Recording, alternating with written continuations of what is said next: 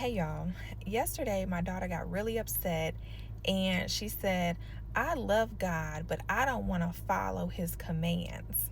And so that really shocked me because I'm like, why would you say that?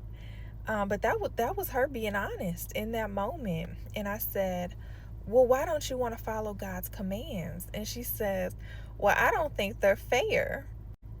And I was like, okay, because she loves things to be fair, and fair is really only what she deems to be fair, right?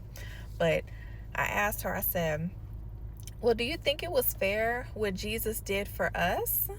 And of course she says no. So then I remind her that the Bible tells us if we love God, then we will follow his commands. And then I also reminded her that our flesh is sinful and it doesn't want to follow God. It wants to do everything the opposite of God because our flesh is sinful. We just care about us. And this is why when you try to do everything out of your own strength, when you try to just be the best person you can be and do all the good things and say all the right things, you continue to fall because it's the Holy Spirit who changes us, not just you being a good person.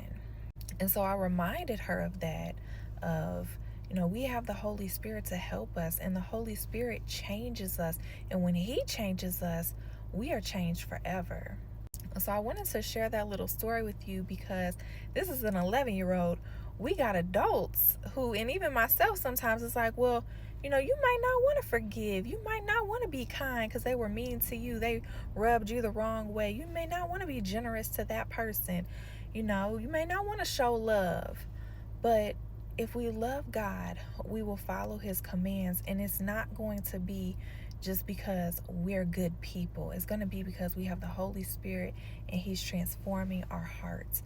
And through this season that I'm in right now, God is really showing me how much all of this goes back to the heart. It's not about just being good and having good behavior and saying the right things. It's about our hearts. Everything flows from our heart. So I hope this was an encouragement to you. I love you, and I'll talk to you later.